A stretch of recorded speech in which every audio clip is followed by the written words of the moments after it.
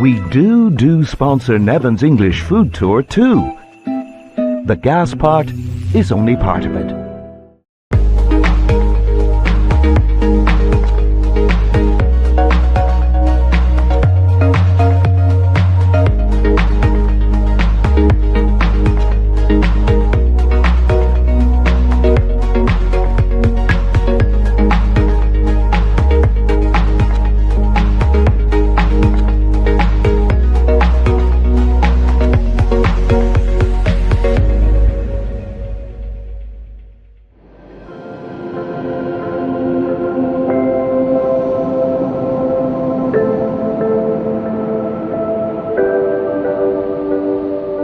Northumberland is England's most northerly county. It's also the county that has the largest amount of castles in it, and this has got to be one of the most spectacular, Bamburgh Castle.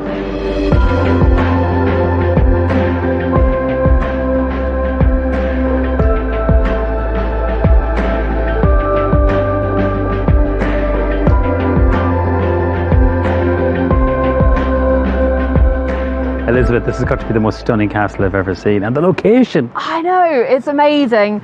So we have our lovely 12th century keep up here. It's a beautiful square tower, probably started sometime after our siege here in 1095. Further along we have the 18th century renovation work, probably started under Lord Crewe but finished by Dr. John Sharp.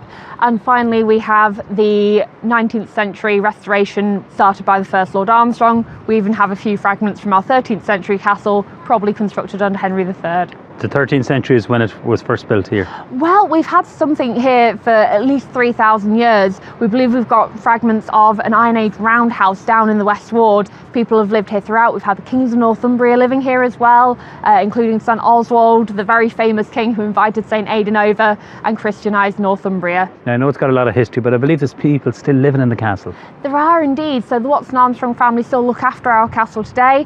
It came into the Armstrong family when the first Lord Armstrong bought it in 1894.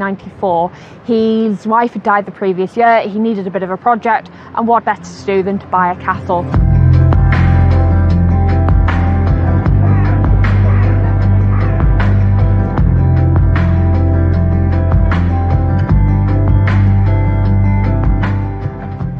So, welcome to the King's Hall. This is one of the most spectacular rooms in the entire castle.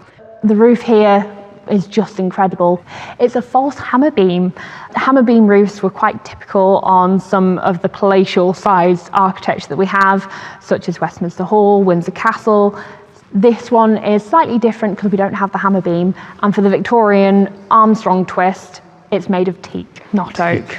Teak being a very difficult wood to work, there's about 300 tons of the stuff up there. We know that it took 5 years for about 30 men to complete the construction of it, and it's all held together with 1,300 oak pegs. There's not a single nail or screw in it. That's impressive. It is, it's jolly impressive, but it's the medieval building techniques, and they knew what they were doing. Mm-hmm. We do have a lot of the castle left to see. Do you want to come with me? Absolutely.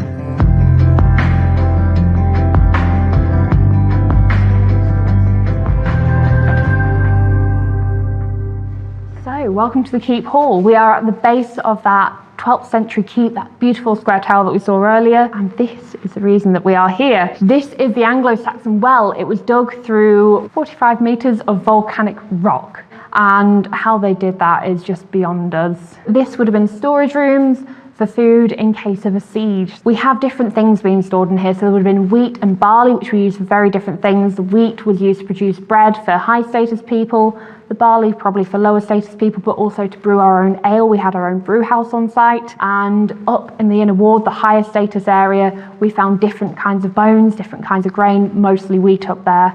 Down in the West Ward, which was the much more industrial area where most people were doing work like blacksmithing and weaving and different kinds of trades, that is where we find different kinds of bones and also more of the barley. So they were probably eating the lesser used cuts maybe, were they? They are. So down in the West Ward again, they found things like hoofs, which does give us an idea that they are definitely not getting the choicest bits of meat, whereas up here they're more likely to be eating the much more tender, rich pieces of meat. It's amazing what archaeology can tell us about what people ate centuries ago, and you could happily spend a whole day in the castle. There's so much to see and discover. Bamburgh Castle dominates the town that shares its name, And even on a grey, overcast day, it looks picturesque, with pretty houses, a church that's more than 800 years old, and plenty of places to find good food. A very popular restaurant is the Potted Lobster, and like so many pubs, restaurants and hotels in this part of England, it's very pet friendly. All the dogs were so well behaved that it seemed quite normal for them to be in the restaurant. Richard, this looks so lovely, so it does. No, thank you. No, You have such a busy place here. they keep coming in. They keep coming in. Must be doing something right. So tell me, like, it's called the Potted Lobster. Yeah. We're going to talk about the lobster in a minute, but tell me about the business here. We started 10 years ago. 10 years in November. We've been going. Started as a bit of a hobby. Just going to do a couple of nights a week, and we now employ 25 staff, 7-day-a-week operation. And of course, the speciality is the lobster here. The lobster, the local seafood. That's what we try to do as much as possible. So how did you cook this now? I'm going to taste this. So we kill them before we boil them. They're humanely killed. We basically either a sharp prong or a sharp knife between the eyes, and then straight into rolling boiling water. Yeah.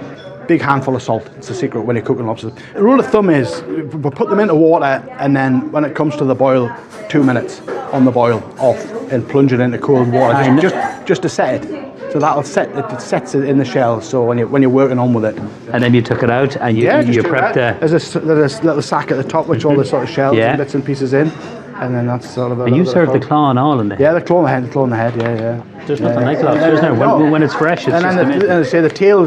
Try the tail. It's got a different texture. Yeah, different texture. Yeah. And tell me, this is very simply done, but you do other things, we do garlic butter. We do a nice one with breadcrumbs, parmesan, and some grated truffle. And what would you normally like? I saw some of the lobster going out with chips and just chips and salad and garlic butter. Simple. Is it popular in the menu here? It is. An average week we'll sell 250 lobsters. That's a lot of lobsters. It's a lot of lobsters. Yeah. That is popular. Yeah. Now, one thing I know you're very passionate about is game when it's in season. It's just up the road for you. It's literally, it flies over our head. We're right on the coast here. We've got beautiful Lindisfarne sort of reserve, and we've got game reserves all the way down the coast. For the migratory birds. Oh, what game would you put on your menu now? Everything from sort of some teal with some scallops that we're going to try in a minute. A lot of wild duck, sort of mallards, widgeon, pheasants, partridges, obviously. And you said this is teal? Teal, yeah. I have never eaten teal. I've eaten mallard. Yeah, just about half the size of a mallard, a wild duck.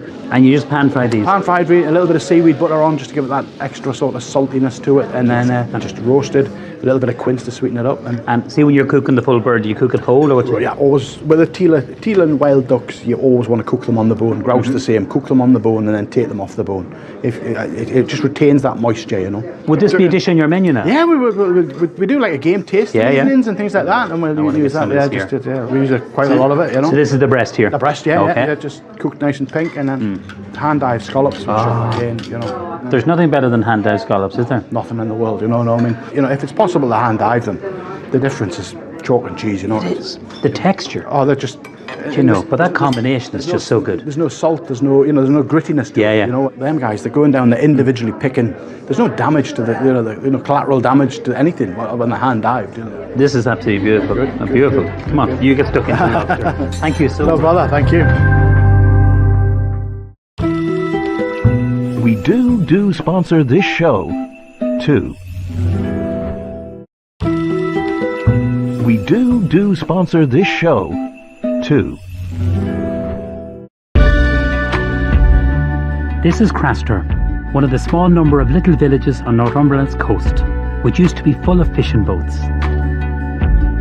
The fishing industry moved to much larger ports decades ago, and places like this are now busy with tourists and visitors. The village has kept one very strong connection with times past, and it's a busy smokehouse where herring have been smoked for over 170 years. Neil, how did Craster become associated with kippers? Mainly because as the herring passed this part of the coastline, they were probably at their best. As you probably know, the herring shoal away north up in Scotland, they followed the east coast down. Okay. And as they came past probably Eyemouth in the north to maybe Whitby in the south, the herring were getting ready to spawn, so they still had plenty of oil in them. So as they came past us, they were at their best.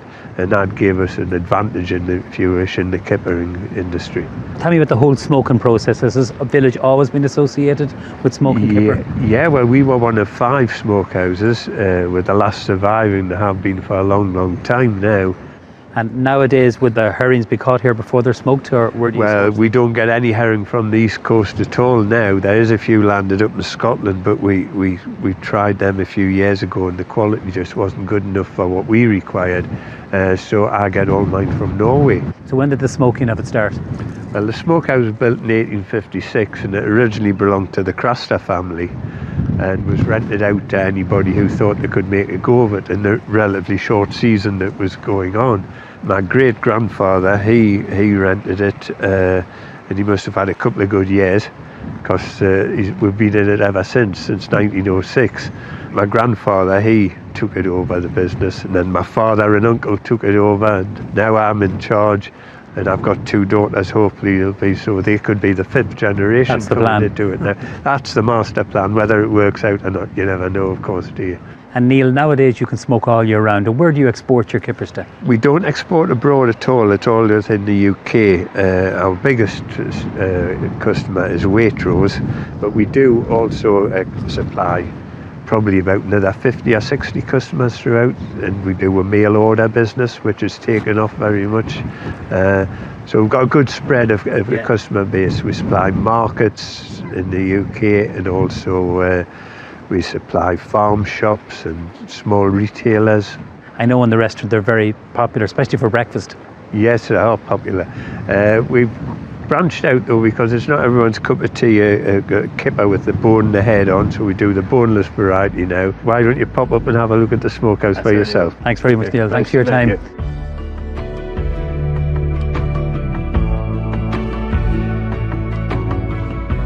So Graham, this is the first stage of the process. What are they doing here? Yes, they split the herring to open them up, ready to be cleaned, pickled and tendered. And where do these fish, where are they caught? They are caught in the northeast Atlantic by Norwegian boats. What's the next stage after The this? next stage is cleaning the guts, getting rid of the guts. Okay, out of and they're doing this over here? They're doing this All right, over here. let's go. So after the fish are cleaned, the innards are removed, what's the next stage here now? The next stage would be to go into the brine. We do fillets as well as the whole herring. Okay, and he's moving them around just to get them all submersed in there. Get to make sure that they all get a little bit of that salty water into them. Okay, and this is obviously going to flavour them as well as the smoke. It does give them a bit of flavour, Yeah, just a curing. After the fish have been brined, they're pinned onto racks armed with sharp hooks. I'd say many fingers have been hurt over the years doing this. It's a time-consuming and laborious process, all done by hand.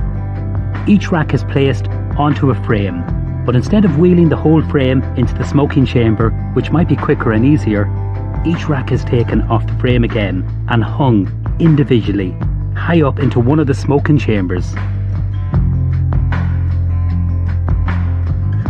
Again, it's all done by hand, and when the final rack has been hung, wood shavings are placed in piles on the floor, and these are topped off with a scoop of oak sawdust. So this is where the magic happens. It is. Well, your shavings gives you the base for the fire, and then the oak sawdust actually controls the burn of the fire. And it's interesting, you're not all over the floor, you've done little piles of it. Yes. Okay. So they kind of catch and light very quickly. Yes. I've never seen this before. This is brilliant. Brilliant. Now, will I have a go? Do you trust me? Yes. So go just down here. Yes. Just. The only time I use a blowtorch is for doing creme brulee.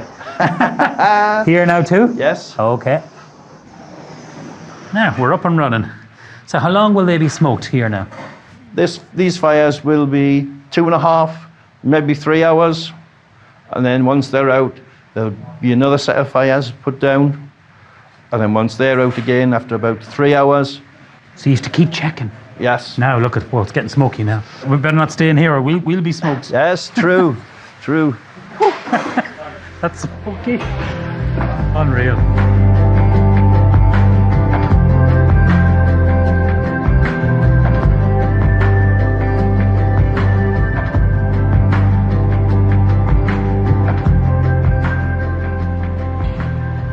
That's them. That's famous Craster killer.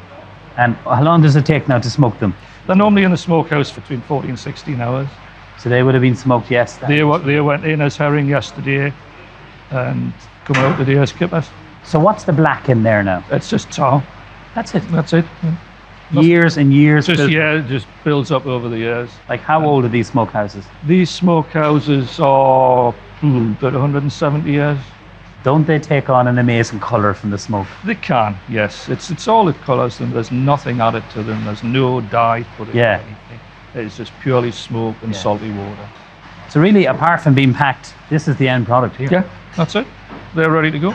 You know, it's great to come here and see the way you fillet the fish, the whole process, how many hands and stages it takes to end up with this beautiful product. Yeah. Well done. Thank you very much. You're a great man. Thank you very much.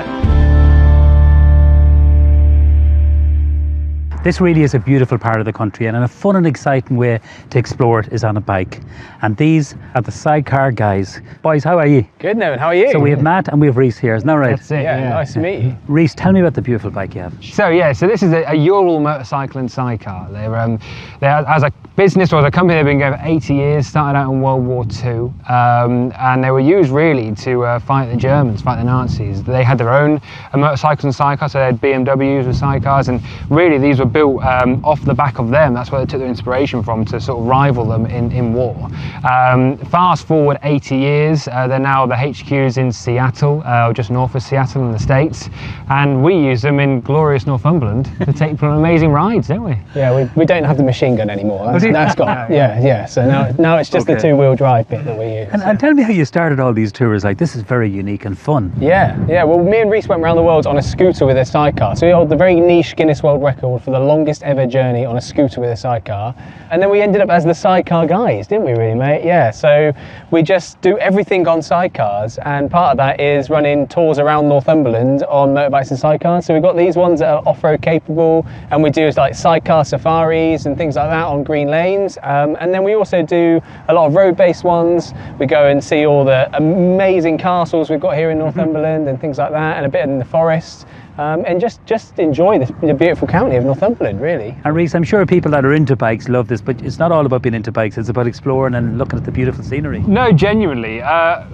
I'm probably a bit biased, but if you stand a sidecar for me, you've got a 360 view of the whole countryside when you're going along. You get all the smells, all the senses of the countryside as you're going, and people love it as well. If you sort of want to smile and wave people as you go, I kind of find you get three sort of emotions out of people when you sort of see people standing by. They either look curious, concerned, or maybe just baffled, actually, by sidecars. They're just confused, that's it, yeah. God, I'm looking forward to this. So who's taking me today now? Are you taking me? I'm going to take you today, okay. yeah. So, I'm your victim. Yeah, you're my victim. Okay. Let's see what happens. Where are we going to go? So today we're going to go up the coast a bit. We're going to go on our Coast and Castles tour. So we'll go a little bit along the Northumberland coastline, and then we'll find ourselves in the fishing village of Amble, and then maybe make our way up to Warkworth Castle. So that should be nice, yeah? That sounds Let's fantastic. enjoy the coast. There's a helmet for you. Thank you very much. Have fun, guys. Catch you later. See you later, mate. Wish us luck.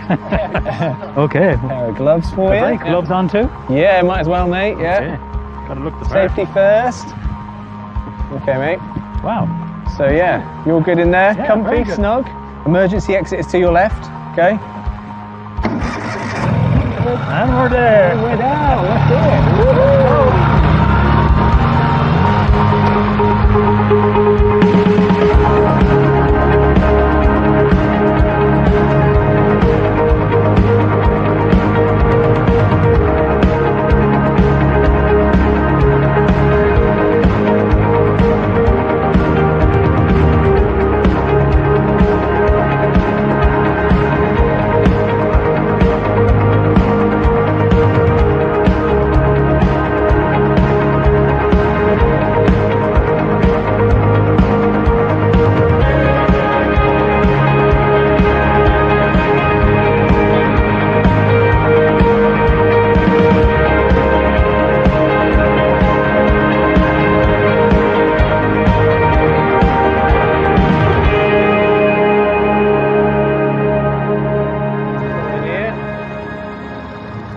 Breather, shall we?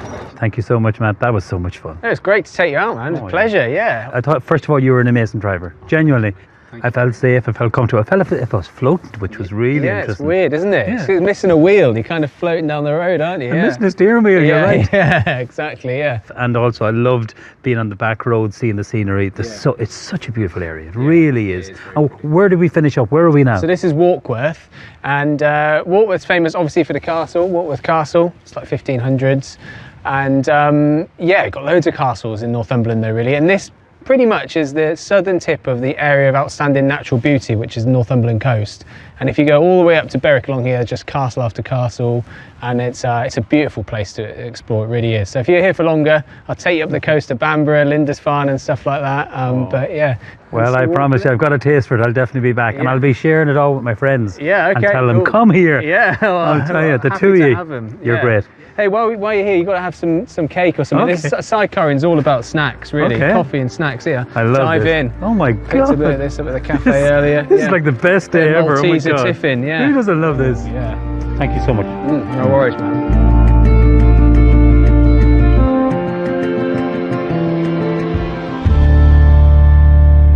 Now I suppose being so close to the coast, you'd expect to get really, really good fish here.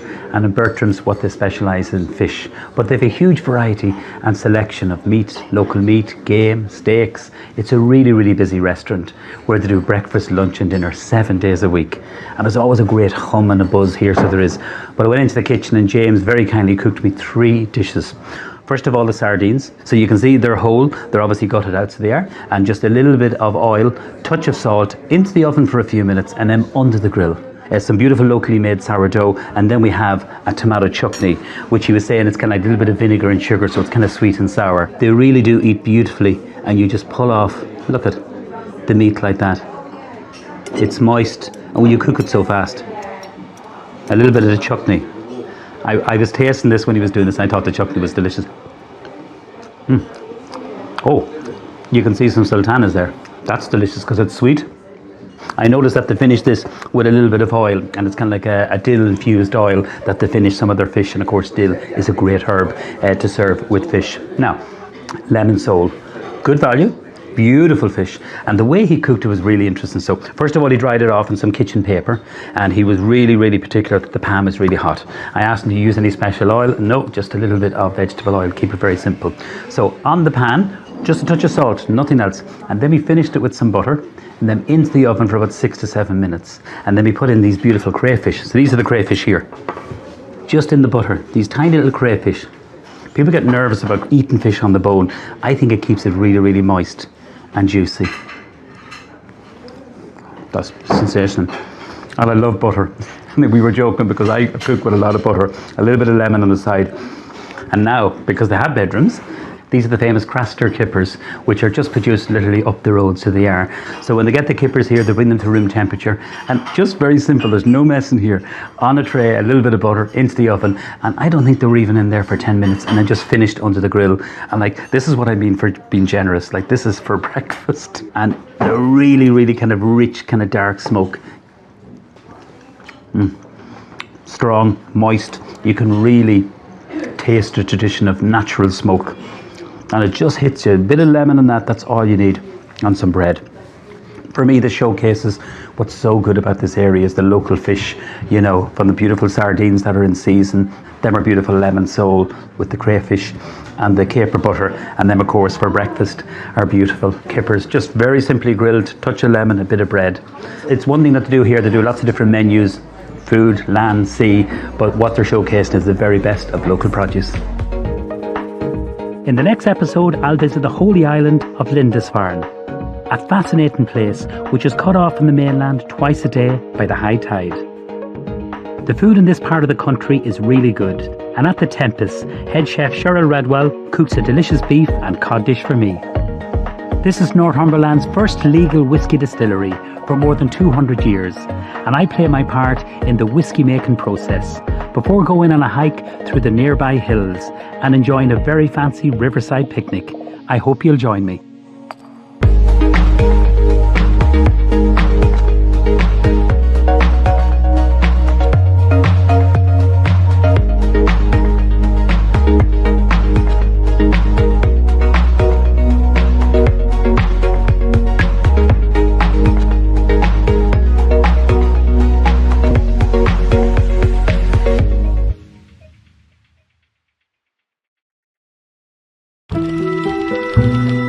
do sponsor Neven's English food tour too.